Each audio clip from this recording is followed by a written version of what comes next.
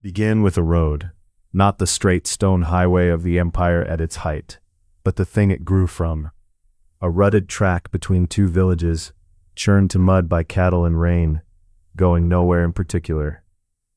In the 8th century BC, Rome was one hill town among dozens, no richer or cleverer than its neighbors, with no sign on it that said the future belonged here. 500 years later, its roads ran from the cold moors of Britain to the banks of the Euphrates, and a man born in Africa or Syria could stand in a provincial town and call himself, without lying, a citizen of Rome. This is the story of how that came to pass. It is not mainly a parade of brilliant generals winning impossible battles, though there were some of those. The argument here is quieter and stranger. Rome conquered its world less through genius than by building a system out of conquest itself, turning each victory into roads, settlers, soldiers, and citizens that made the next victory easier to win and far harder to undo. The machine outlasted the men who built it. To watch it assemble, keep your eye on 3 small things across these chapters: a road, a soldier's nailed boot, and a single boundary stone. The track came down to the water at the only place a person could cross. Below the hills, the Tiber ran wide and brown, and at a bend where a low island split the current, the river shallowed enough to wade. Cattle crossed here. Salt came through too, hauled up from the coastal flats toward the inland villages along a path so old it had no maker. Whoever held the crossing took a share of everything that moved over it, and the people on the hills above had held it a long time. They were Latins, farmers and herders who spoke an early form of Latin and buried their dead on the slopes between 7 low hills. Rome remembered its beginning as a single dramatic act, a town founded by Romulus in 753 BC and marked out with a plow. That is the legend the Romans told about themselves, and they kept the date like a birthday. What the spade turns up is slower and humbler, a scatter of huts on the Palatine Hill in the 8th century BC, then more huts on the hills around it, growing together over generations until the people drained the boggy hollow in the middle and beat it flat into a common ground. That common ground became the Forum, the open public heart of the city, where Romans would argue and trade and bury one another for the next 1,000 years. For its first centuries, Rome was ruled by kings, and the strongest pull on it came from the north, from the Etruscans, a wealthy people of walled cities who worked bronze, read the future in the livers of sheep, and built and cut stone. Rome borrowed from them without embarrassment: the engineering, the great drain beneath the Forum, the symbols of command. Long after the Etruscans themselves had faded, a Roman official still walked the streets, behind an attendant carrying the fasces, a bundle of wooden rods strapped around an axe, a portable warning that this man could have you flogged or beheaded. The people who invented that symbol were gone. The symbol stayed Roman. It was a habit the city was already forming. Take what works and keep it. Then, by tradition, in 509 BC, the Romans drove out their last king and swore never to be ruled by one man again. The tale they told was lurid and personal: a king's son, a violated noblewoman named Lucretia, a suicide, a rising, and like the founding, it is more memory than record. What is solid is the shape of the thing that replaced the monarchy. Each year the citizens elected 2 officials called consuls, who split the old royal power between them. Each could veto the other. Both surrendered the office after 12 months. Behind them stood the Senate, a standing council of a few hundred leading men who served for life and controlled the money. This was the res publica, the public thing, the republic, and Romans were proud of it with a heat that never cooled. It was not a democracy. Power sat in the hands of a narrow ring of old families, the patricians, and the ordinary citizens beneath them, the plebeians, spent 2 centuries prying it open, once by simply marching out of the city in a body and refusing to fight until their grievances were heard. Out of that long quarrel came written law, the 12 tables posted in the Forum around 451 BC, so that justice could no longer be conjured on the spot by a patrician judge. The principle underneath outweighed any single victory in it. In Rome, authority was temporary and answerable. A consul who won a war did not own it. He handed it back, and the state went on without him. A city that could replace its leaders every year could survive losing them, and it would turn out, could survive losing almost anything, so long as the machinery underneath kept turning. None of this made Rome strong yet. Around 500 BC, it was a middling town on a crowded plain, boxed in by Etruscan cities across the river, by hard hill tribes to the east, and by its fellow Latin towns, near enough to see each other's smoke. These Latins were Rome's kin and its rivals at once. They shared a language, the same gods, the same yearly festivals on the Alban Mount, and they raided one another endlessly for land and cattle and river crossings.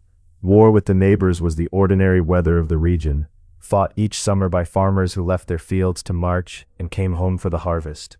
Most towns dealt with a beaten enemy the usual way: kill the men, drive off the herds, fire the houses, go home. Rome, by slow degrees, began to do something else. When it broke a neighbor, it did not always erase it.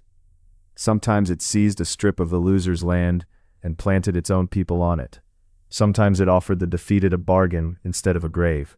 Send soldiers to our wars, keep your town and your gods, and in time become one of us.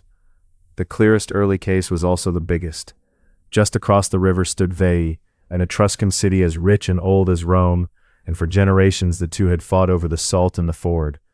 Around 396 BC, after a siege, Roman memory stretched to 10 years, Rome took Veii at last, and rather than merely sack it, swallowed its whole territory, nearly doubling Roman land at a stroke and parceling plots of it out to ordinary citizens. Conquest had begun, quietly, to pay for itself. There was nothing tender in any of this. It grew out of plain hunger for land and the constant need for more men to seize and hold it. But it pointed toward an answer to the oldest problem of empire. A city that kills its enemies has fewer enemies and no more friends. A city that absorbs them grows heavier and harder to knock down. That instinct was still raw, more reflex than policy, and it was about to be tested not by a triumph but by a disaster. Within a few years of the fall of Veii, a strange army would come down out of the north, brush aside everything Rome set in its path, and burn the city at the ford to the ground. The army that came down the valley did not fight the way Rome's neighbors fought. These were Gauls, Celtic peoples from beyond the Apennine Mountains, tall men with long iron swords and lime-stiffened hair who had been drifting south into Italy for years in search of land. One of their war bands, the Senones, came looking for plunder and found the road to Rome lying open. The Romans marched out to stop them at a little river called the Allia, a few miles north of the city. It went very badly. The Roman line broke almost at once. The Gauls came on in a screaming rush that the citizen militia had never met, and the Roman formation, farmers in borrowed armor, came apart and ran, many of them drowning in the river at their backs. The date, around 390 BC, was marked on the Roman calendar for centuries afterward as a black day, one on which no Roman would willingly begin anything. Now there was nothing between the Gauls and the city. Most of Rome's people fled into the countryside. A garrison shut itself up on the Capitoline Hill, the steep citadel above the Forum, and the Gauls walked into an undefended town and put it to the torch. For some months the Gauls held the ruins, while the garrison clung to the rock above them. Roman tradition filled those months with stories the city loved to retell. A night assault up the cliff foiled when the sacred geese of the goddess Juno woke the defenders with their cackling. An old senator struck down for sitting too still and too proud in his doorway. When the Gauls at last agreed to leave, they left for gold. The Romans weighed out a ransom, and when they protested that the Gauls' weights were rigged, the Gaulish chief, Brennus, in the account Livy wrote nearly 4 centuries later, is said to have thrown his sword onto the scale and growled, "Vae victis," woe to the conquered. Whether the words were ever spoken or not, the phrase burned itself into Roman memory because it named the thing they most feared. The defeated have no rights, but the ones the victor chooses to allow. The Gauls took their gold and went north, and the Romans came back to a city of ash. What they did next mattered as much as the disaster itself. There was a real argument, the Romans remembered, over whether to rebuild at all, whether to abandon the ruined, unlucky site and move the whole people across the river into the empty, undamaged houses of conquered Veii. Tradition gave the deciding voice to Marcus Furius Camillus, the general credited with the recovery and later hailed as the second founder of Rome. Though how much of his story is history and how much is patriotic legend, the sources will not let us cleanly separate. The vote in the end was to stay. They rebuilt on the old ground, hastily and without a plan, the crooked tangle of streets that would knot Rome for the rest of its life. And they did one thing more lasting than rebuilding. They drew a lesson from the ruin and never let it go. In the decades after the sack, they flung a great circuit of wall around the city, vast blocks of yellow tufa stone quarried, as it happened, from the territory of dead Veii, the body of one slain enemy raised as a shield against the next. Later Romans called it the Servian Wall and credited it to an early king.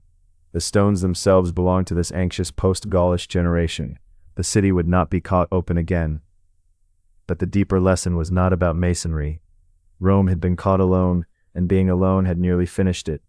The Latin towns around it had watched the city burn, and some of them had been glad. So through the long recovery, Rome set out to make certain it could never again be caught by itself. It pulled its neighbors closer, by alliance where it could, and by the sword where it had to, knitting the surrounding plain to itself town by town. And it organized its own people for war with a thoroughness no rival matched.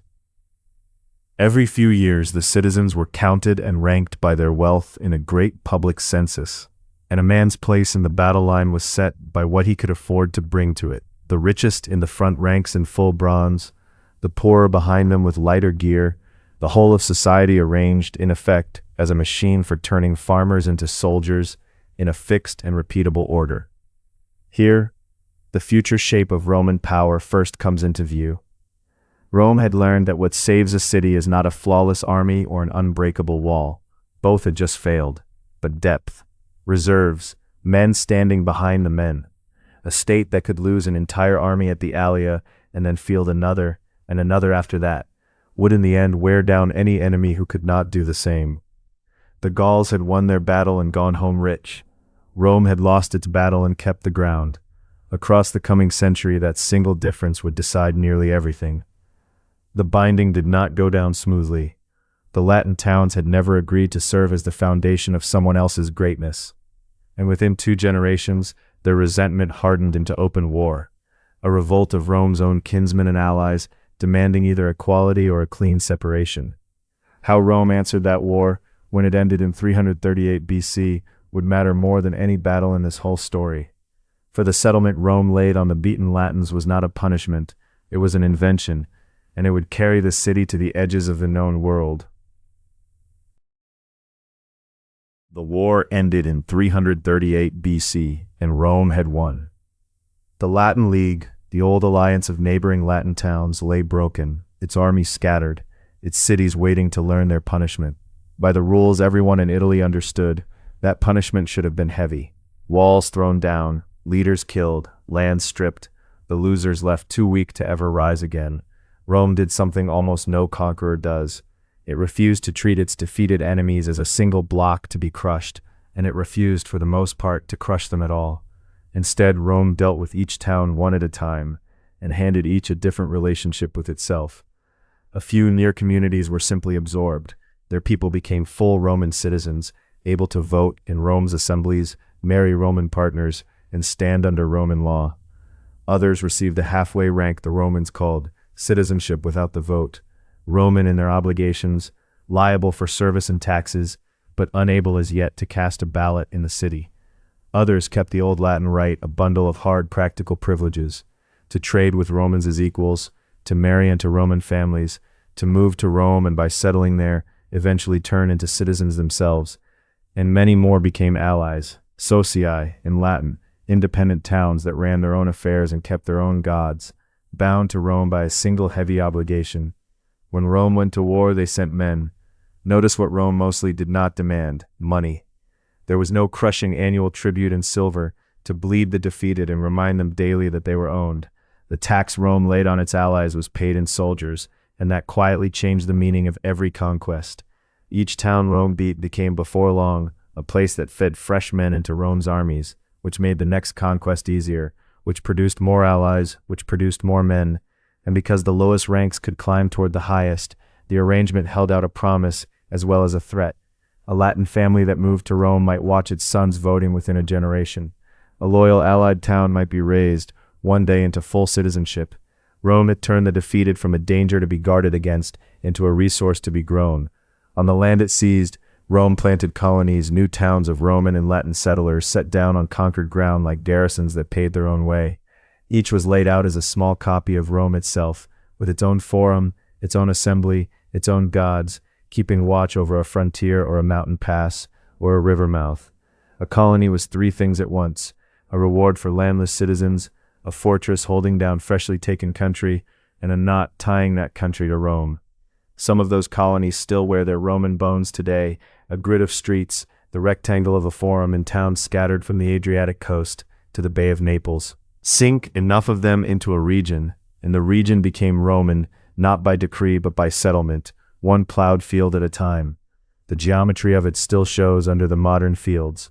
Before the settlers arrived, a surveyor came, a grammaticus named for the groma, the cross-shaped sighting staff he drove into the dirt to lay out dead straight lines and true right angles. He cut the land into a vast grid of squares, each square sliced into long strips, and at the corners his crews hammered boundary stones into the ground. On the day the land was shared out, one ordinary family might live it like this. A citizen with no farm of his own steps forward, draws a numbered token for a strip of perhaps a few acres, and walks out to find the stone that marks his corner, a rough block of rock, half buried, that religion forbids him ever to move. The Romans gave that stone a god of its own, Terminus, the spirit of the boundary, and told a story that even Jupiter, king of the gods, could not make Terminus give up his place. A boundary to a Roman was a sacred thing. It has a long way to travel, stone by stone and town by town. This is how Rome digested Italy. It did not look like a master plan, because it was not one. Each settlement was improvised, argued over in the Senate, fitted to the strength and the usefulness of the town in front of it. But the sum of all those bargains was a structure no rival could match. A Greek city could field its citizens, and when they died in the field, it was finished. Rome could lose men by the thousand, and still draw on a reservoir of citizens and allies that spread across central Italy and kept refilling. By the 290s BC, after long and savage wars with the tough mountain peoples called the Samnites, Rome stood as the first power able to call on the manpower of nearly the whole peninsula. The scale of that reservoir is not a guess. Around 225 BC, with a fresh Gaulish invasion looming, Rome counted the military manpower it could draw on, and the historian Polybius preserved the figures. Reckoning citizens and allies together, the Romans believed they could call on something like 700,000 men able to march and 70,000 able to ride. The totals may be rounded high, but the order of magnitude is the point. No kingdom in the Mediterranean, not Macedon, not Carthage, not any heir of Alexander could field a fraction of it. Rome had quietly become the heaviest power in the Western world, and most of its rivals had not yet looked up to notice. All of that manpower had one weakness. It lay scattered across hundreds of miles of hill and marsh, and men who cannot reach the battle in time are no help at all. An army is only as quick as the ground it walks on, and the ground of Italy around 320 BC was mud, goat track, and the mercy of the weather. To make its great reservoir of soldiers count, Rome needed a way to pour them, fast and in any season, toward whatever frontier was burning. In 312 BC, a Roman official with a hard reputation and a long memory would begin to build exactly that, the first of the roads that would, in the end, reach across 3 continents. The man who began it was called Appius Claudius Caecus, Appius Claudius the Blind, though the blindness came later in his life. In 312 BC, he held the office of censor, the magistrate who counted the citizens and spent the state's money on public works, and he spent it on 2 things that would outlast every speech he ever gave. One was Rome's first aqueduct, a covered channel carrying water into the city from the hills. The other was a road. It ran south from Rome toward Capua, the rich city of the Campanian plain, straight across 130 miles of other people's country, and men would still be walking on it 1,000 years later. Rome built it because Rome was losing time. For decades it had been locked in a grinding war with the Samnites, the hardy confederacy that held the southern Apennines, and the Samnites had handed Rome a bitter humiliation in 321 BC. A Roman army, marching carelessly through a wooded pass called the Caudine Forks, found both ends blocked and no way out. Trapped without a fight, it surrendered, and the Samnites made every soldier pass under the yoke, stripped of arms, bowed low, forced to walk one by one beneath a frame of spears, while the enemy looked on. No one was killed, the point was the shame, and Rome carried it for a generation. An army that cannot reach the fight in time, or that blunders into a trap because it must crawl through enemy hills, is a reservoir of strength going to waste. The road was the answer, and the Romans built it like a wall laid flat. The surveyors fixed the line first and held to it with a stubbornness that still startles. Where a hill stood in the way, they cut through it. Where a marsh lay across it, they raised a stone causeway over the water. Where a valley dropped away, they bridged it. Crews dug down to firm ground and built the surface back up in layers, a bed of sand, a body of packed rubble, and a top of heavy basalt blocks, gray volcanic stone cut in polygons and fit in so tightly that a knife blade would not slide between them. They cambered the whole surface, so the rain ran off into ditches on either side. It was brutal, slow, expensive work, hauled and hammered into place by hand. This was the opposite of the old track at the ford. The track had wandered wherever the land allowed. The road went where Rome told it, and the land gave way. What that bought was speed, and speed decided everything. A legion on the new road could cover 15 to 20 miles a day in winter mud or summer dust and arrive at a frontier before the enemy knew it had left home. The same stone carried far more than soldiers. It carried the surveyors and the settlers out to fresh colonies, the grain and the wine back toward the city, the messengers, the taxing men marching toward the muster. A road was a conquest that went on conquering after the army had passed, pulling the country it crossed permanently into Rome's reach. Lay the network wide enough, and distance itself, the oldest ally of every defender, began to work for Rome instead of against it. And along that stone surface walked a particular kind of boot. The Roman soldier marched in the caliga, a heavy open military sandal boot of thick leather, laced up the shin, its sole studded underneath with dozens of iron hobnails driven in like the cleats of a modern boot. The nails bit the road and wore slowly against the stone, and a marching legion announced itself long before it came into view, as a grinding metallic rhythm of thousands of nailed soles striking pavement in step. The caliga was built for one thing above all: distance over a hard surface, day after day after day. The men who wore it were not yet professionals. They were still farmers called up for a season. But the boot already hinted at what the Roman soldier would become. Before he was anything else, he was a creature that walked. In the end, the reach of the empire could be read in the wear on those nails. The road to Capua was only the first thread of a web. In the generations that followed, more roads reached out from the city like spokes, north into Etruria, up toward the Adriatic, and others after them, until it could be said that every road in Italy ran in the end back to Rome. The legions often built them by hand themselves. Between campaigns, the soldiers were set to digging and paving, so that the army that marched the roads was also the tool that cut them. And at every Roman mile along the way stood a numbered stone column, a milestone, telling a traveler exactly how far he stood from the Forum. A man could now know precisely how far he was from Rome, because Rome had counted the distance and carved it into the ground. With roads pushing up into the mountains, the long Samnite wars at last turned Rome's way. The legions could be supplied and reinforced where once they had starved.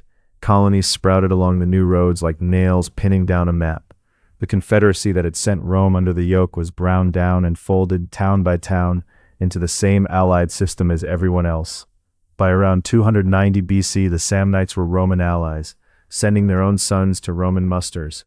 Rome now stood as the master of central and southern Italy, not as a king over subjects, but as the head of a sprawling league of citizens, half-citizens, Latins, and allies, all owing soldiers, all linked by stone. Only the heel and toe of Italy still lay outside that system, a string of old, wealthy Greek cities along the southern coast, proud and anxious, watching the Roman roads creep toward them. When Rome pressed too close, the greatest of those cities, Tarentum, did what frightened cities do. It hired a king, and not a minor one, a brilliant, restless commander from across the Adriatic, a man who fought in the style of Alexander the Great and brought with him a weapon no Roman soldier had ever faced: war elephants. He came to prove that a real professional could shatter Rome.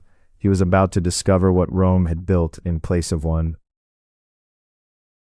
He came across the Adriatic in 280 BC with around 25,000 professional soldiers and 20 war elephants, and his name was Pyrrhus, king of Epirus in northwestern Greece. He was, by most accounts, the finest battlefield commander of his generation, a relation of Alexander the Great's line, trained in the same art, hungry for a kingdom of his own in the west. The Greek city of Tarentum had paid him to break Rome. At a place called Heraclea near the southern coast, he met a Roman army for the first time, and two different ways of war collided. The Romans fought the Greek phalanx, the bristling wall of long pikes, to a standstill. Legion pressed against spear hedge, neither side giving way at first. What let them do it was the way the legion was built. A Greek phalanx was a single dense block of men holding pikes up to 18 feet long, devastating head-on and on flat ground, but rigid, slow to turn, and helpless once its line was broken or its flank exposed. The Roman legion fought in a looser, jointed order, small blocks of men called maniples, set out in a checkerboard with gaps between them, each able to move and wheel and fight half on its own. Where the phalanx was a wall, the legion was a fist that could open into a hand. On broken ground a wall could be turned, and the looser formation could not be turned so easily. Then Pyrrhus loosed his elephants.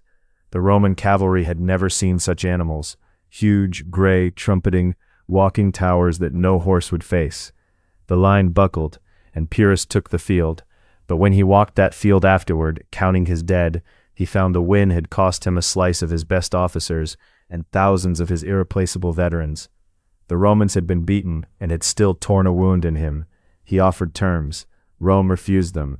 They met again the next year, 279 BC, at Asculum, and the same thing happened in a darker key. Pyrrhus carried the field once more, and once more he paid in men he had no way to replace. Tradition gives him the line that has carried his name down the centuries. Told that he had won, he is said to have answered that one more victory like it would be the end of him. This is the heart of the whole matter, and it had little to do with tactics. Pyrrhus could beat a Roman army on a given afternoon. What he could not beat was the thing standing behind the army. Every soldier he lost at Heraclea and Asculum was gone for good, shipped from Greece and never to be replaced.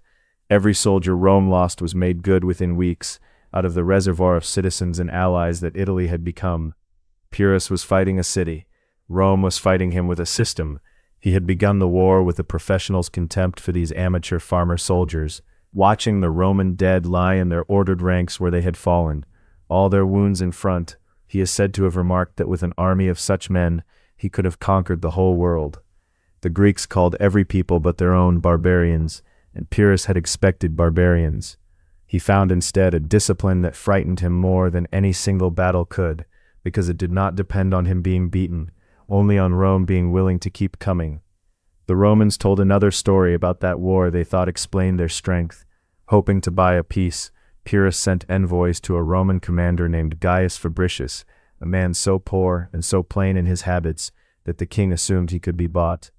In the tale, Fabricius waves away the gold, and when Pyrrhus tries to startle him by springing an elephant out from behind a curtain, the Roman does not so much as flinch.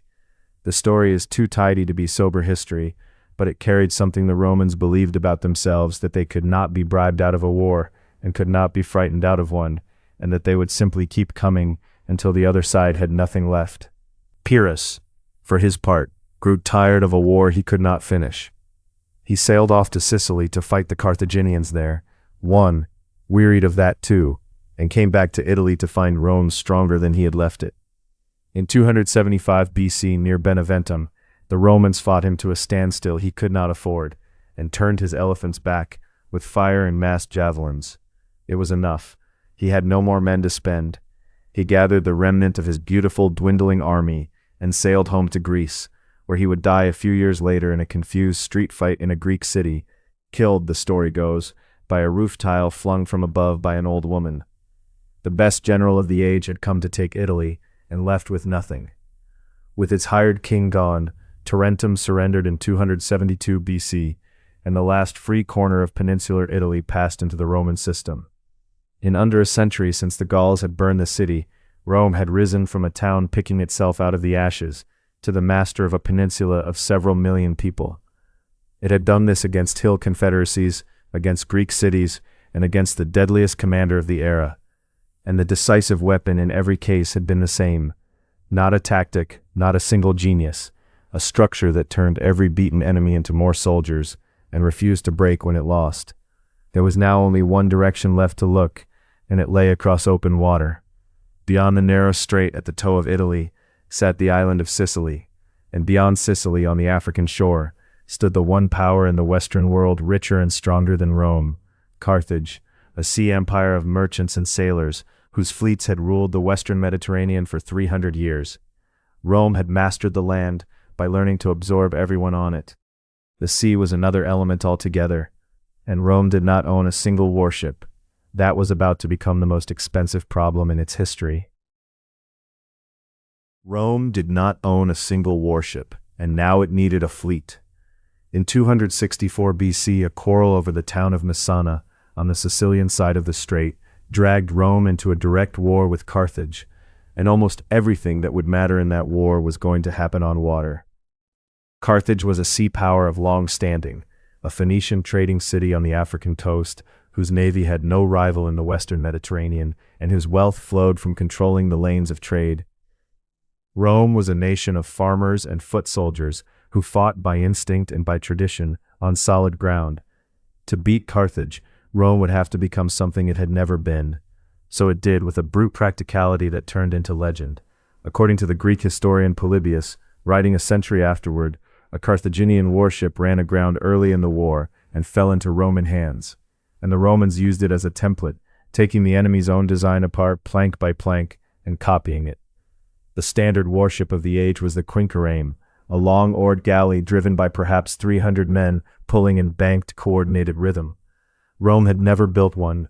Within roughly 60 days, the sources say, it built more than 100, seasoning the crews by sitting them on rowing benches mounted on dry land and drilling the stroke before the hulls ever touched water. The numbers may be polished in the retelling. The achievement was real. A land power willed a navy into being in a single season. The ships were clumsy and the crews were raw, so Rome changed the rules of the fight. Roman engineers bolted a device to the prow that the soldiers nicknamed the corvus, the raven, a long boarding bridge with a heavy iron spike beneath its raised end.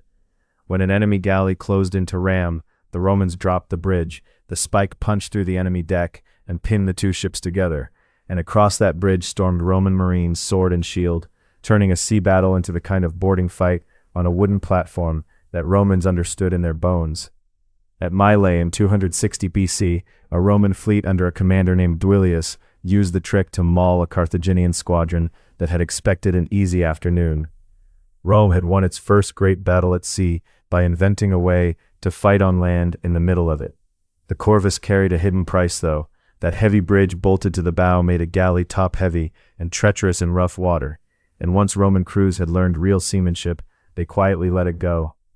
It is worth pausing on the men who actually moved those ships, because they were not who the films imagined. The rowers of a Roman fleet were overwhelmingly free men, poor citizens and allies, hired and paid a wage, not chained slaves heaving at the oar. The galley driven by manacled prisoners belongs to a much later age. From the bench, the work went like this. A man sits jammed against others in a hot, reeking, half-dark hull below the fighting deck, hauling a heavy sweep through salt water for hours, his hands gone first to blister and then to leather. The timekeepers beat the whole of his world. He knows that if the ship goes down, he will most likely go down inside it, never having seen the sky. Tens of thousands of such men would die in this war, the greater part of them not in any battle. For the war ground on for 23 years, and the sea killed more Romans than Carthage did. At its height, a Roman army under the consul Regulus carried the fight across to Africa itself and stood for one season almost at the gates of Carthage, until the Carthaginians, stiffened by a hired Spartan general, beat him in the open field and took him prisoner. Roman legend turned that captivity into a parable of Roman honor. Sent to Rome on parole to plead for peace, Regulus is said to have urged the Senate to refuse his own release and fight on, then kept his word and walked back into captivity and death at Carthage. Whether it happened that way or not, it was exactly the kind of story Rome told itself to explain why it never quit. And it needed such stories, because worse was coming, and not from any enemy. Twice over, the weather did what Carthage could not. Great Roman fleets, hundreds of ships crowded with men, were caught by storms off the Sicilian coast and broken on the rocks, drowning soldiers and rowers by the tens of thousands in a single night. These were among the heaviest losses of life at sea the ancient world ever recorded. Any ordinary power would have sued for peace. Rome counted its dead, taxed its citizens, leaned on its allies, and built another fleet. And when that one was wrecked, it built another after it. In the end, it was Carthage whose will failed first. By 241 BC, the Carthaginian government, weary and short of silver, had let its own navy run down, and a fresh Roman fleet, paid for by a loan from Rome's leading citizens when the treasury stood empty, caught the enemy off the Aegates Islands, west of Sicily, and crushed it. Carthage asked for terms. It gave up Sicily and agreed to pay a heavy indemnity, year upon year in silver.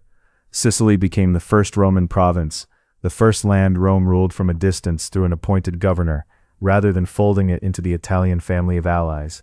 A new kind of Roman power was taking shape, one that governed overseas territory it did not settle and did not make citizen. Rome was not done squeezing. A few years later, with Carthage convulsed by a revolt of its own unpaid mercenaries, Rome seized Sardinia and Corsica as well, on the thinnest of pretexts, and dared Carthage to protest. Carthage, exhausted, swallowed the insult and remembered it. Shut out of the Central Sea, the Carthaginians turned west and set about building a new empire in Spain, its silver mines, its hardy tribes, its fighting manpower, to replace everything Rome had stripped from them. And in Spain, a Carthaginian general was raising his young son in the conviction that the war was not finished, only paused. The boy was named Hannibal. One day he would carry the war back into Italy by a road no one believed an army could take. Hannibal did not wait for Rome to come to Spain. In 218 BC, with the second war between the two powers freshly declared, he assembled an army of perhaps 50,000 men, a strong corps of cavalry and a column of war elephants, and marched it north out of Spain, along the coast of southern Gaul, and straight up into the Alps. No one believed an army could cross those mountains as autumn closed in. Hannibal crossed anyway, bleeding men to cold, to rockfall, to ambushing tribesmen, and to the sheer murderous height of the passes. Most of his elephants died in the snow or shortly after. He came down into northern Italy with a battered, frostbitten, dangerous remnant, and a plan aimed not at Rome's walls, but at the thing that held Rome up. Hannibal understood Rome better than Rome expected any enemy to.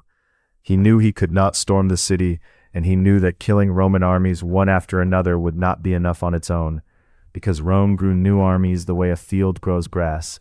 His real target was the alliance, the web of citizens, half-citizens, Latins, and allied towns that gave Rome its bottomless supply of men.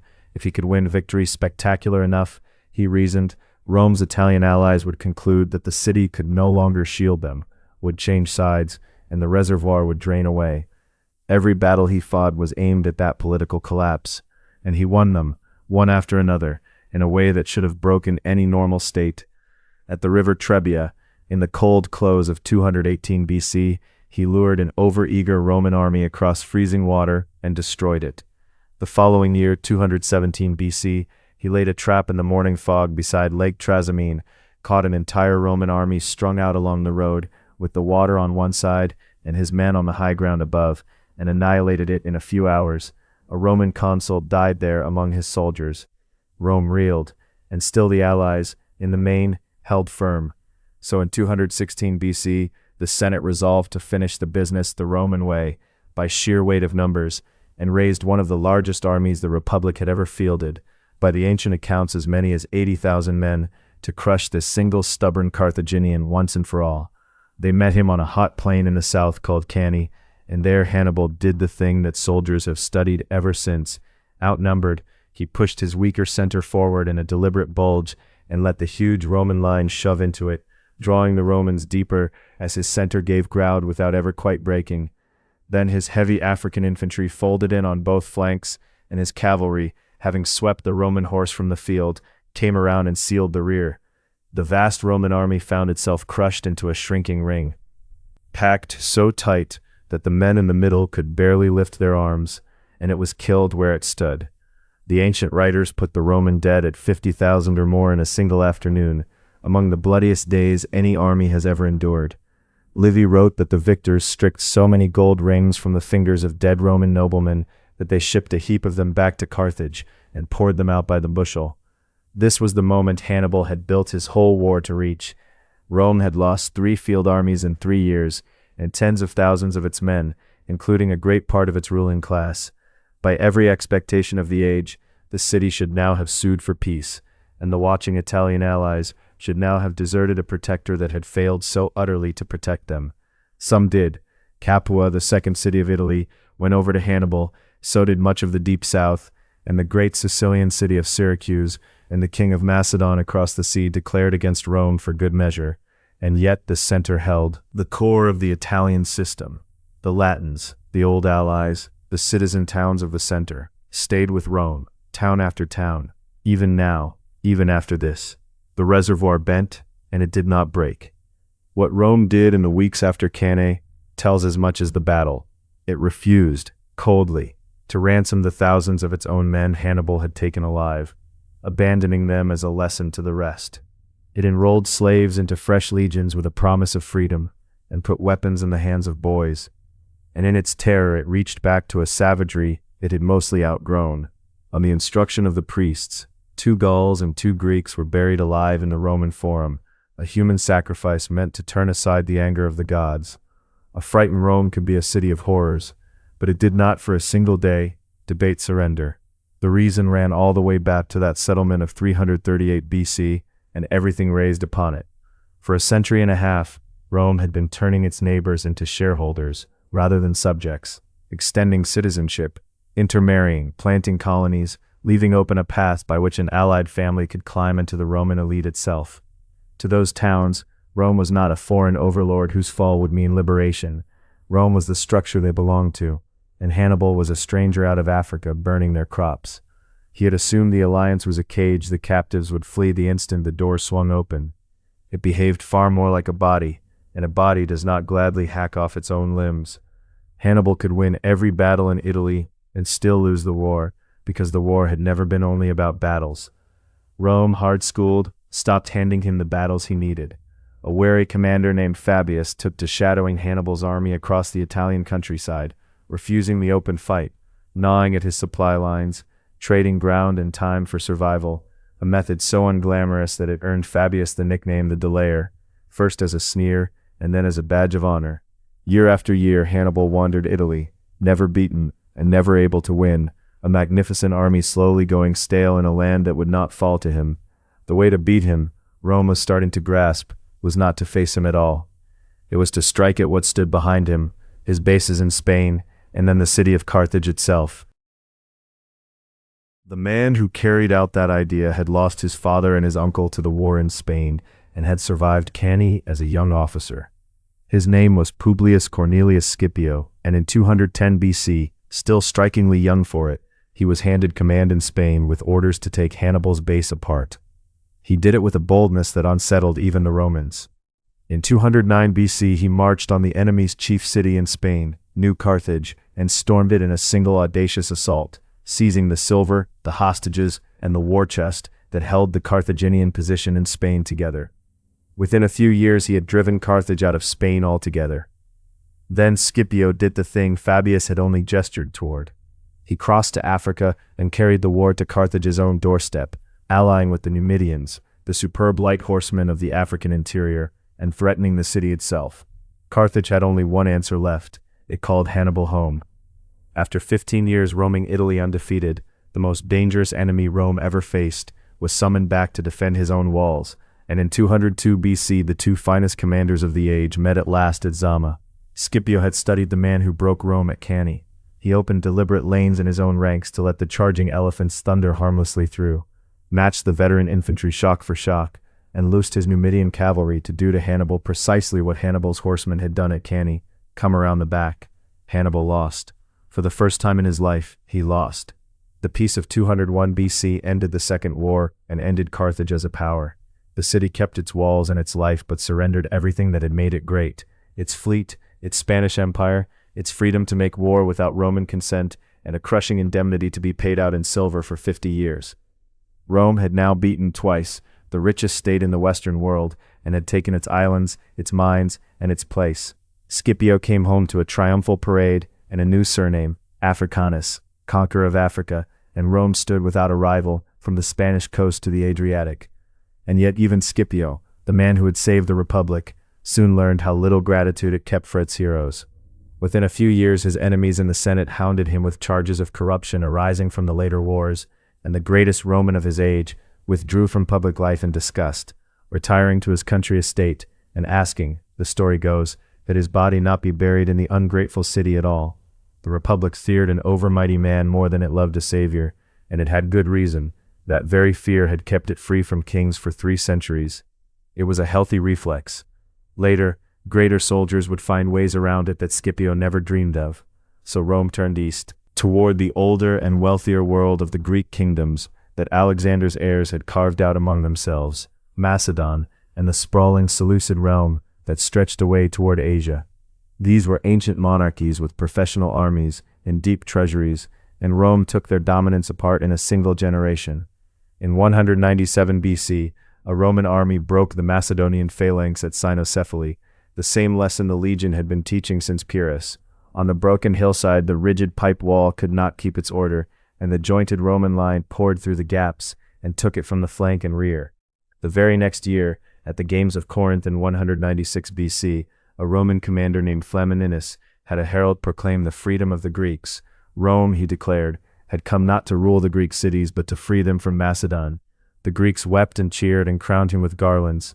They did not yet grasp the terms, for the freedom Rome was offering was freedom under Rome's eye. When the Seleucid king Antiochus crossed into Greece to dispute the point, Rome shattered his army as well, at Magnesia in 190 BC, and shoved his kingdom back into Asia. Yet for the moment, Rome annexed almost none of this.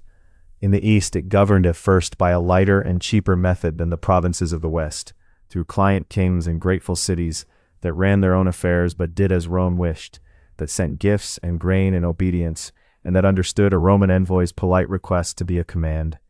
Rome had learned that it need not always occupy a place in order to own it.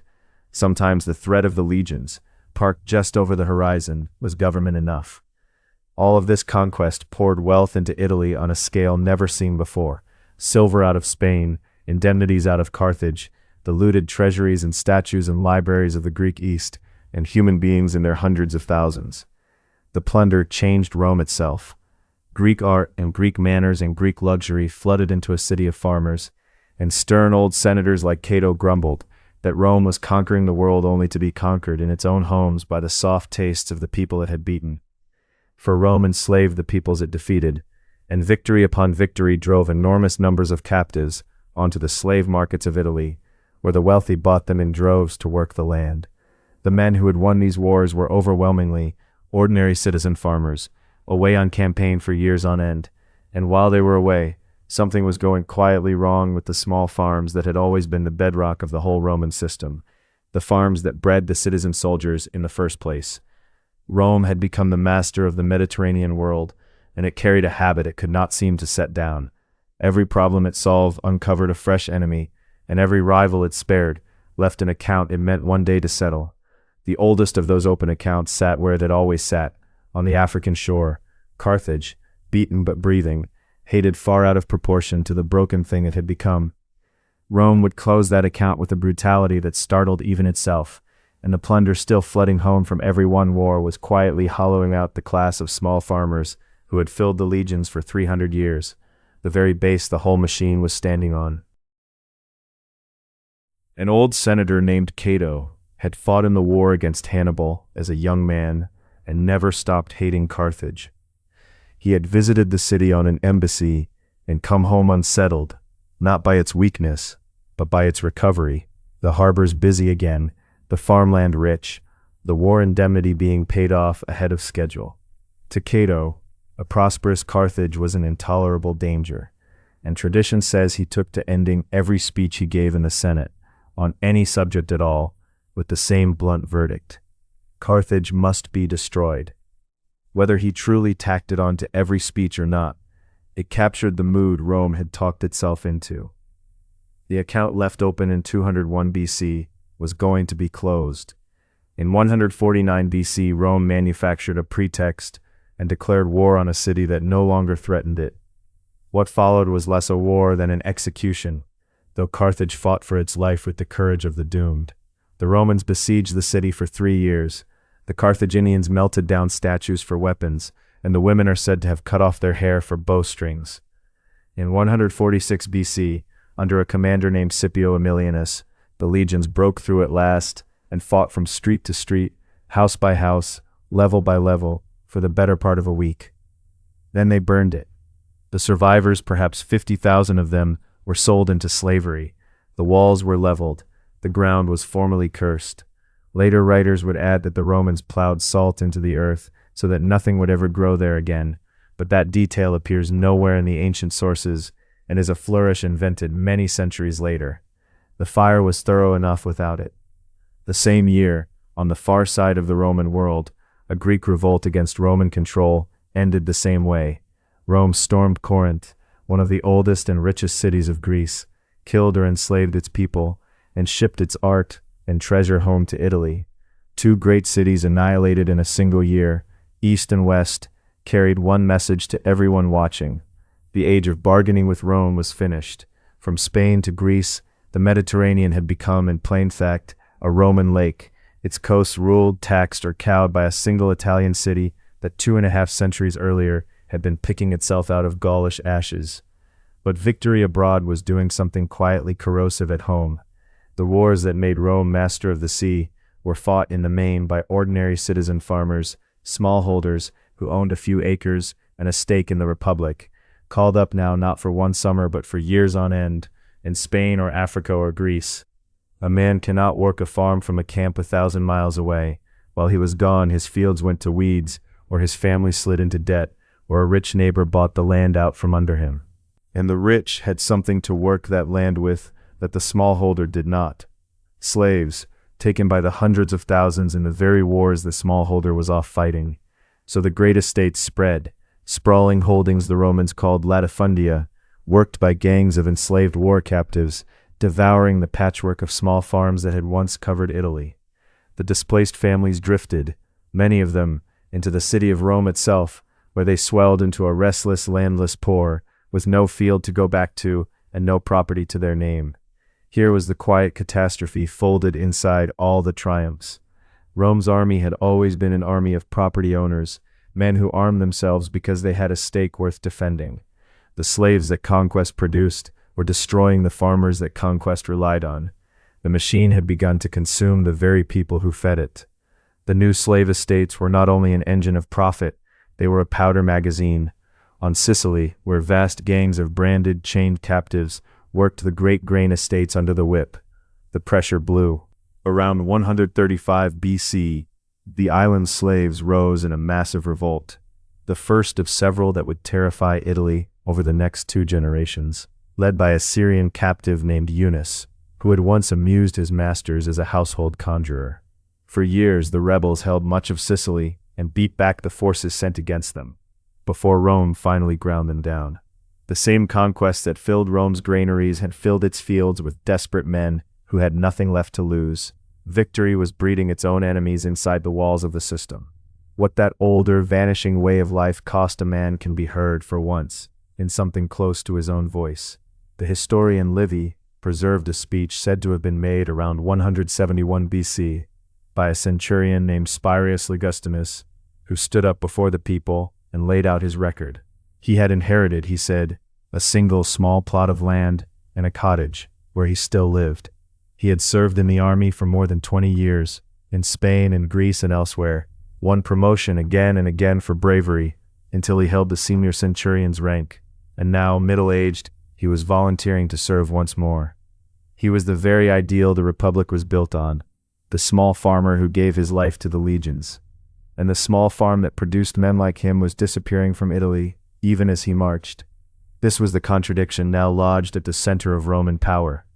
The system of conquest had grown so successful that it was eating its own foundation, grinding the farmer soldiers who built it into a landless crowd, while the spoils pooled in the hands of a few hundred families.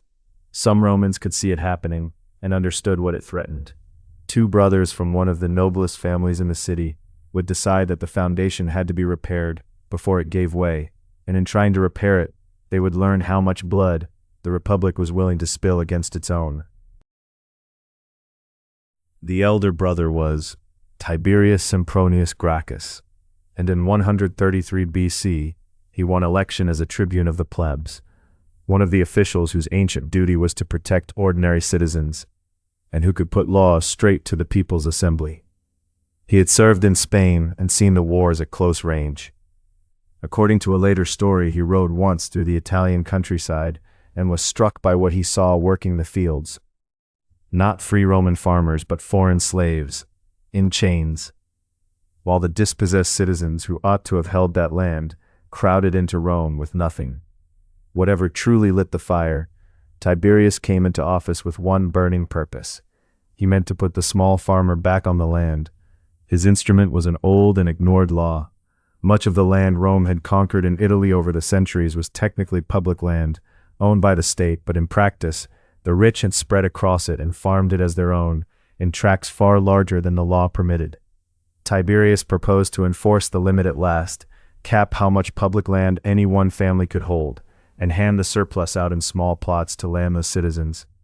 It was, at bottom, an attempt to rebuild the very class of smallholders the conquest had wrecked, and not by accident, to refill the army's shrinking pool of property-owning recruits. To the urban poor it was salvation. To the great landholders of the Senate, many of whom stood to lose ground they had treated as theirs for generations, it was robbery. What turned a land dispute into a catastrophe was the way the fight was waged. When a fellow tribune, prompted by the senators, vetoed the law to kill it, Tiberius had the assembly strip the man of his office, an act with little precedent and a faint smell of tyranny about it. He forced the law through. Then, to guard it and himself, he stood for re-election to a second straight year as tribune, breaking another old and respected custom. His enemies began to murmur that Tiberius wanted not land for the poor but a crown for himself, that he was reaching for kingship, the single ambition every Roman had been taught since 509 BC, to strike down on sight. On election day, in the press and confusion on the Capitoline Hill, a band of senators led by Tiberius's own cousin decided the Republic was in mortal danger and took the matter into their own hands. They tore the legs from benches and the furniture of the Senate House, marched out and clubbed Tiberius Gracchus and some 300 of his followers to death, flinging the bodies into the Tiber. It was the first time in the long life of the Republic that a political quarrel inside Rome had been settled by massacre. A line that had held for centuries, that Romans did not murder one another over politics, was broken, and it would not mend. That kind of blood proved very hard to wash away. Tiberius was dead, but his law outlived him, and for a few years a three-man commission rode out across Italy doing the unglamorous work of it, measuring the great estates, prying public land loose from the families who had engrossed it, and driving in fresh boundary stones to mark out the small new farms. The same humble markers the surveyors had always used now carried a charge of politics. Every stone set in the ground was land taken from a senator and given to a pauper. It could not hold. The landholders fought the commission in the courts and the Senate at every turn, and without Tiberius to drive it forward, the work slowed, stalled, and was quietly unwound. For a decade the wound half closed. Then Tiberius's younger brother Gaius Gracchus won the tribunate in 123 BC and reopened all of it, with a wider and bolder program and a harder political edge. He pressed on with land distribution, founded new colonies to settle the poor, arranged a subsidized grain supply for the citizens of Rome, and reshaped the courts to check the senators. He had learned from his brother's death, and he built a base of his own among the common people and the rising men of business, becoming the very model of what Romans would come to call a popularis, a politician who worked through the popular assembly and over the Senate's head, against the optimates, the self-styled best men who guarded the Senate's traditional grip. That division, assembly against Senate, reformer against establishment, would run like a fault line through the Republic's last 100 years. And Gaius proposed something more dangerous than any single law, extending Roman citizenship to Rome's Italian allies, the towns whose men had bled in every legion for 2 centuries, yet still stood outside the full rights of Romans. In the logic of everything Rome had built, it was the natural next step. It was also bitterly unpopular with the very Roman voters Gaius depended on, who had no desire to share their privileges, and it helped pull him down. In 121 BC, the Senate reached for a new and ominous weapon, what later Romans called the final decree, a proclamation of emergency instructing the consuls to use whatever force they judged necessary to defend the state.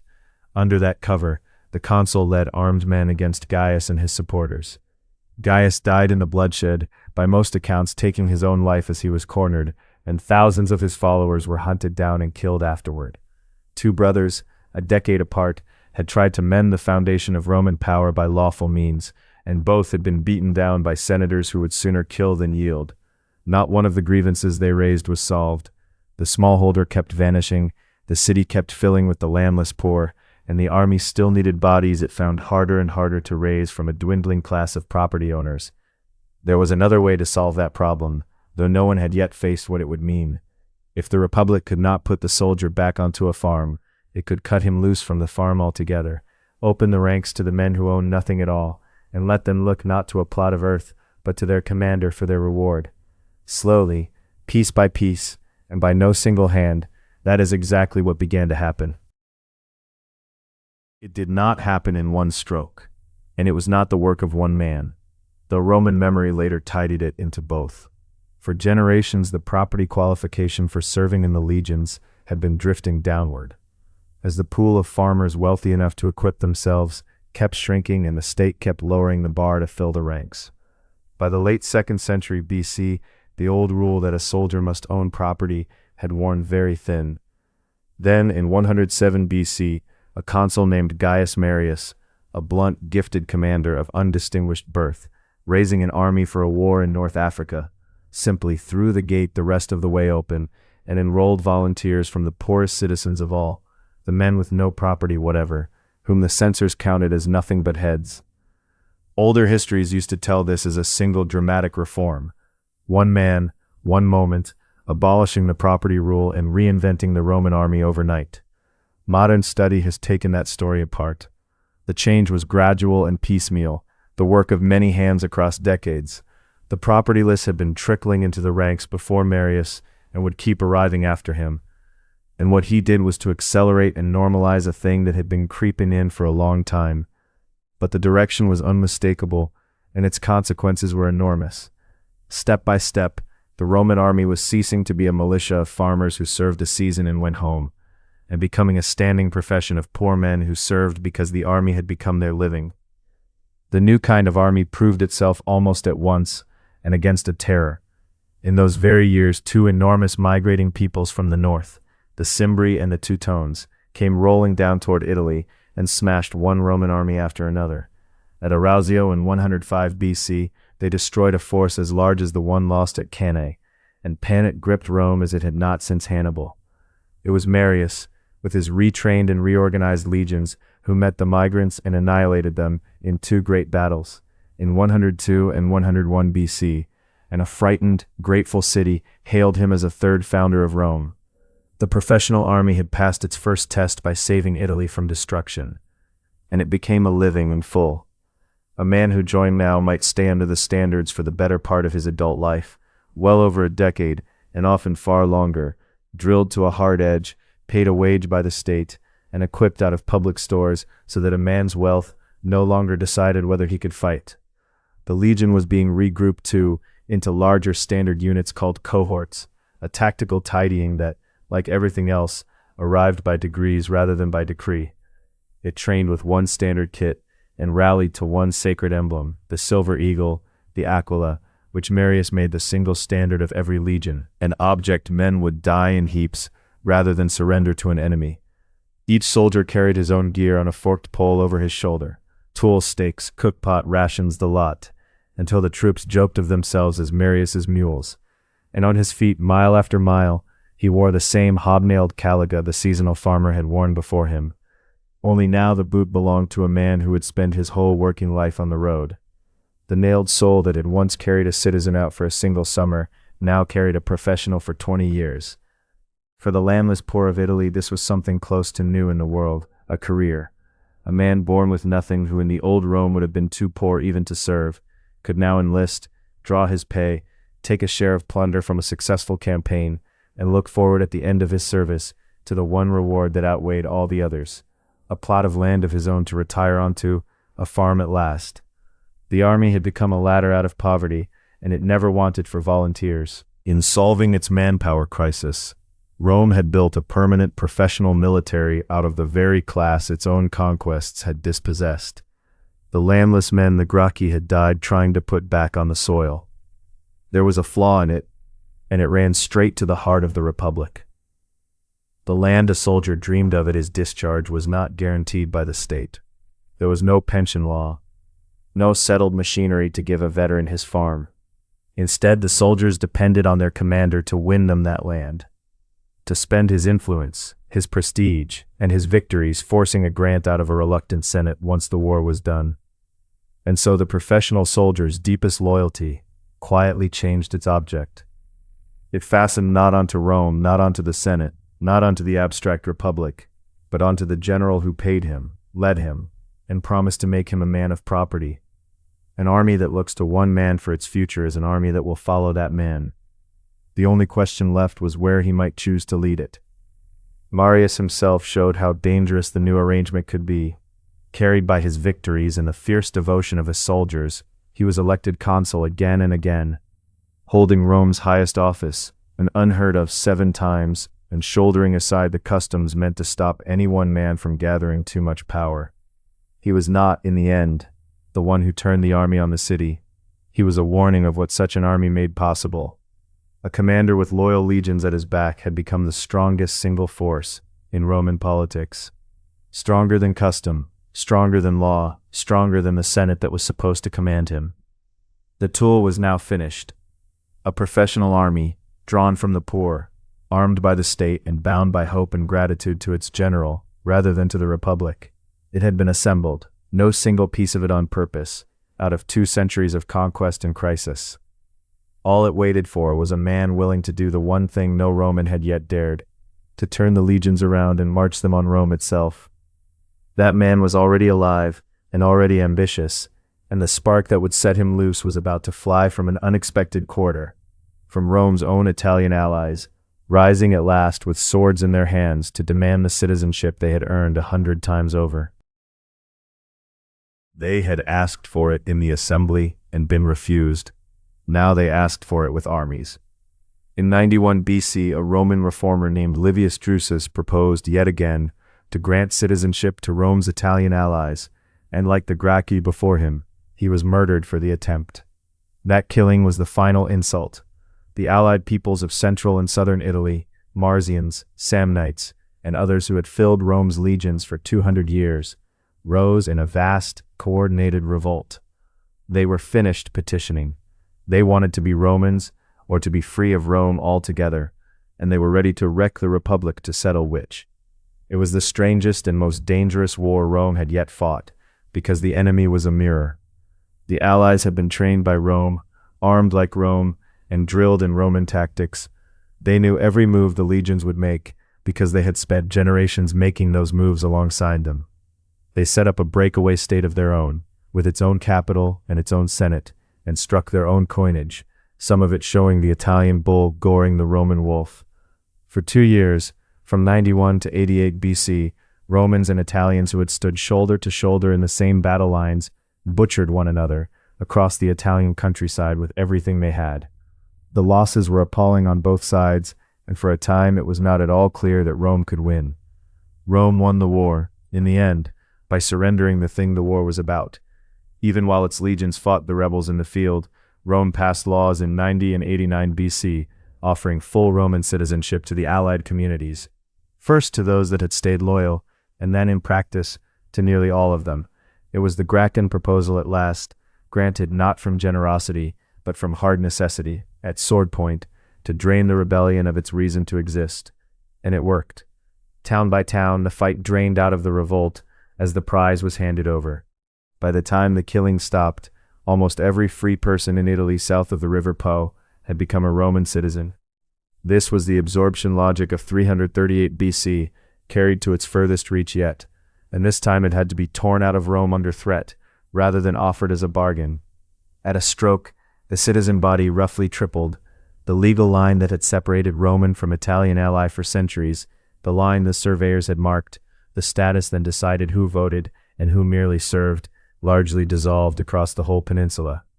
Among the hundreds of thousands of new citizens was a man like this, a Marsian farmer from the hills, who 2 years before had marched against Rome with a spear, and who now stood watching a Roman clerk write his name into a voting tribe and tell him he was the very thing he had just tried to destroy. There was a meanness folded into the generosity, and it is worth seeing. At first, the Senate tried to herd all the masses of new Italian citizens into just a handful of the voting tribes, so that their enormous numbers would be swamped and their votes would count for almost nothing. Citizenship granted with one hand and hollowed out with the other.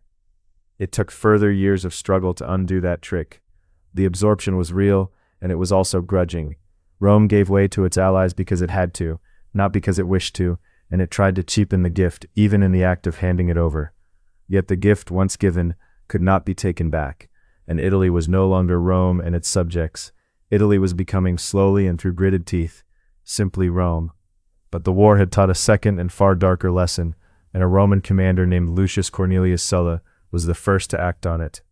In 88 BC, cheated of the command of a rich war in the east by his rivals in the city, Sulla turned to the loyal professional legions standing beside him, the legions that the age of Marius had built, and asked them to follow him not against a foreign enemy, but against Rome. They followed. For the first time in the history of the Republic, a Roman general led a Roman army through the gates of Rome itself and seized the city by force. The thing the whole system had been quietly making possible for a generation had finally come to pass. The legions had been turned around. What followed was a decade of civil war between Sulla's faction and the faction of the aging Marius, fought up and down Italy and across the provinces, with the city of Rome changing hands and running with the blood of slaughtered citizens. When Sulla won it, in 82 BC, he had himself made dictator, reviving an old emergency office and stretching it far past its limits, and then did a thing new in its cold efficiency.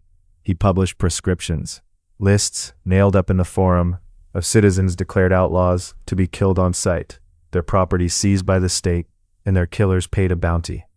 Thousands of Romans died by that simple bureaucratic device, a name on a list, while neighbors informed on neighbors to claim the reward or the confiscated land.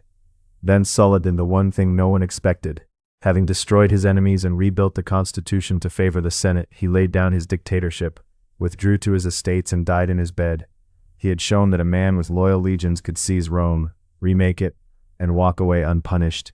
The men who studied his example drew a different conclusion than the one he intended, that the legions were the real power now, and that the single mistake to avoid was Sulla's last one, of ever letting the army go.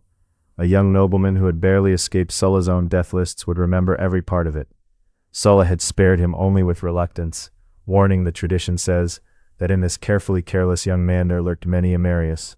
His name was Julius Caesar, and he was about to win an army of his own in the forests of the north. Julius Caesar came to his great command late and deep in debt. A charming, calculating aristocrat in his 40s who had spent borrowed fortunes buying the affection of the Roman crowd.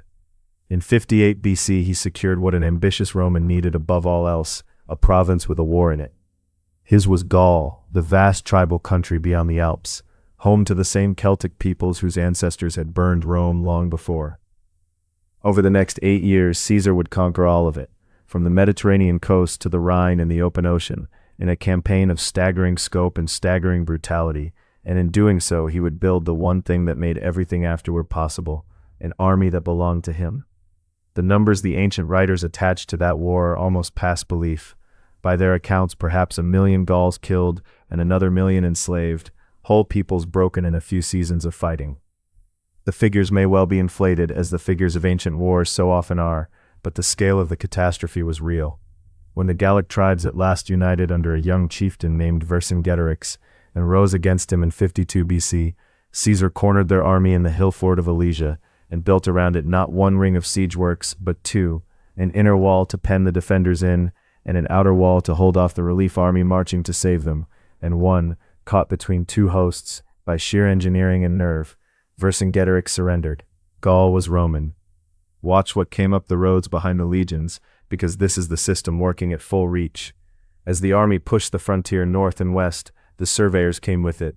A Roman with a groma planted his cross staff in the cold Gaulish mud, sighted a dead straight line across country that had never known one, and drove in a stake. And behind him, league by league, the boundary stones marched west into land that had been tribal and free a season earlier. The road followed, then the fort, then the town with its forum laid out on a Roman grid, then the traders and the tax collectors, and in time the grant of citizenship. The same machine that had digested Italy was now digesting a country several times its size: survey, settle, absorb, repeat, and the rutted track of those first chapters had become a continental instrument, reaching into the heart of a new world. But the conquest of Gaul had turned Caesar into a problem his own republic could not survive. He was now richer than the treasury, adored by a hardened veteran army that worshipped him, and far too dangerous for his rivals to let back into ordinary politics. His enemies in the Senate, now led by his old partner Pompey, demanded that he surrender his command and his army, and come home as a private citizen, which everyone present understood to mean prosecution, exile, and his ruin. Caesar faced a stark choice: give up the army that was his only shield, or keep it and be branded a traitor. In January of 49 BC, he made that choice at the edge of a little river in northern Italy called the Rubicon. The river was a boundary, the legal line where his province ended and Italy proper began, the line a general was forbidden by sacred law to cross at the head of his troops. To step over it under arms was to declare war on the Republic. Caesar stood at that water with a single legion, and, the tradition says, spoke a gambler's line: the die is cast and crossed. It was the most consequential boundary any Roman ever stepped over. A line that had kept armies out of Italy for centuries was broken by one man who had learned, in Gaul, that he commanded something stronger than the law. The civil war Caesar started, he won. He chased Pompey to Greece and broke him at Pharsalus in 48 BC, fought through the wreckage of the old order, and had himself made dictator, first for a fixed term, and then in 44 BC, for life.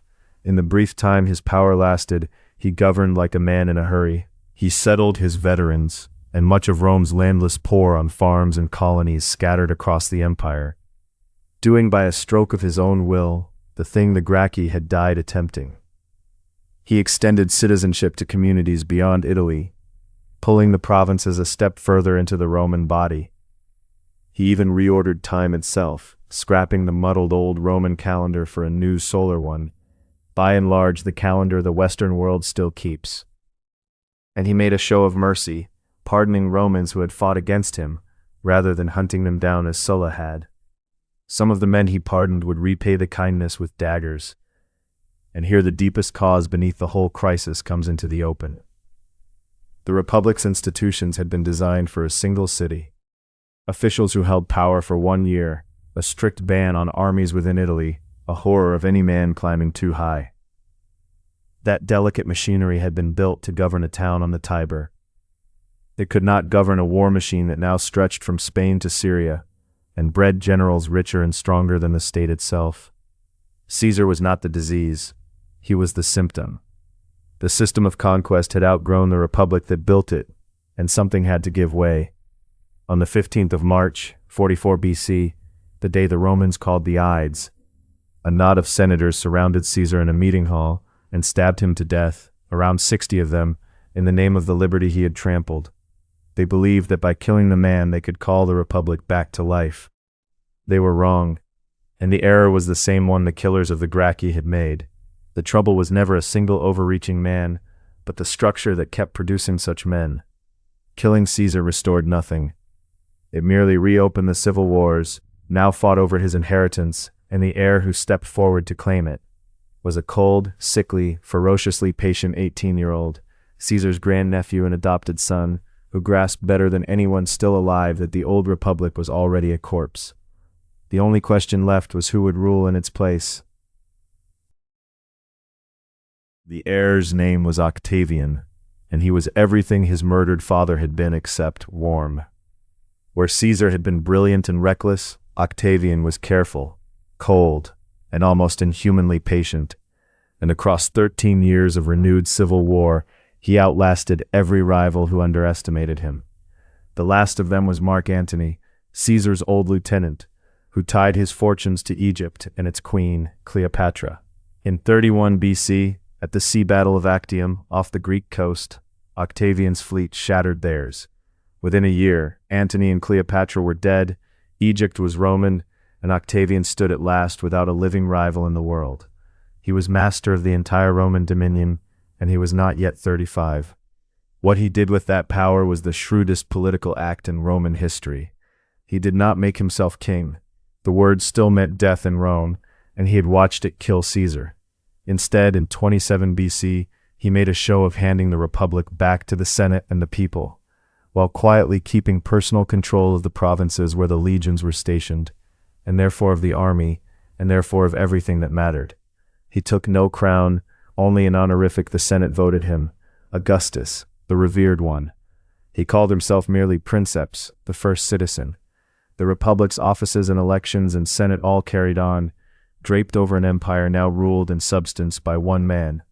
He had not abolished the republic, he had hollowed it out and wore it like a garment, and in doing so gave the exhausted Roman world the one thing it wanted more than liberty, peace. And he did the thing that finally made the machine safe to run. The fatal flaw of the late republic had been the soldier's dependence on his general for the land he retired onto, the bond that turned armies into private followings and aimed them at Rome. Augustus broke that bond by taking the obligation onto the state itself. He fixed the terms of service and created a military treasury to pay every veteran a proper discharge bonus out of public funds, so that a soldier no longer needed a Caesar to make him a man of property. The legion's loyalty was shifted on purpose, from the man who led them to the office that paid them. The standing professional army, the very instrument that had killed the republic, was bolted down as a permanent institution of the state, set to guard the frontiers instead of marching on the forum. This is the point the whole long story has been climbing toward. By the time Augustus died, in 14 AD, after more than 40 years in sole power, Rome was no longer a city that conquered. It was a system that administered what conquest had won, and it no longer leaned on any single man to keep turning. There were roads and a relay of couriers to move orders and armies, a growing administration of clerks and records, a professional army with its own pay and pension, a vast body of law, and a slowly widening citizenship that kept turning the conquered into Romans. The emperors who came after would be brilliant or brutal, mad or wise, dead of fever or murdered in their beds, and for a long time it would barely matter, because the machine ran on without them. Rome had built a structure that could survive its own rulers, exactly as the early republic had built one that could survive losing a battle. Carry the view forward to the empire at its widest, under the soldier Emperor Trajan, around 117 AD, and the full size of the thing that began as a goat track at a river ford finally comes clear. The roads that Appius Claudius had started cutting toward Capua now ran as a single connected network of tens of thousands of miles, stone-paved and marked with milestones, lacing 3 continents together. A traveler could set out from a fort on the bleak northern moors of Britain and go on Roman road the whole way to the banks of the Euphrates and the Syrian desert, across Europe, along the rim of Africa, into Asia, sleeping at way stations, changing horses at the relays, never once leaving the system. That same surface carried the legions to the frontier, the grain to the cities, the taxes to the treasury, and the emperor's word to the ends of the earth. The muddy track between 2 villages had become the nervous system of a world, and on that stone still walked the nailed boot. At a fort called Vindolanda, on the wild northern edge of Britain near the wall the Emperor Hadrian would draw across the island, the cold, wet ground has preserved the soldier's own writing on thin slips of wood, a quartermaster's accounts, an officer's wife inviting another woman to a birthday party, a letter from home sending a man socks and sandals against the British winter. The same earth is studded with the iron hobnails shed from their soles. From the mud of Latium to the frost of the far north, across the centuries and 3 continents, archaeologists turn up the identical pattern of nails, the literal footprint of the system, pressed into the ground at every place a legion ever stood. The boot built for the road had, in the end, walked that road to the edges of the earth. And then in 212 AD, the last boundary came down. An emperor named Caracalla, not from any tenderness, but to widen the tax base and simplify the law, issued an edict granting Roman citizenship to nearly every free inhabitant of the whole empire. At a stroke, the graded ranks Rome had used to absorb the defeated for 500 years, full citizen, citizen without the vote, Latin, ally, provincial subject, collapsed into a single word, Roman. A Gaul, a a Syrian, an African, a Briton, a Greek, all of them now stood in law as citizens of the city at the ford. Recall the boundary stone, the rough block the surveyor drove into the dirt, sacred to a god who would not move, dividing Roman ground from foreign. That line had spent 500 years marching outward, swallowing town after town, country after country.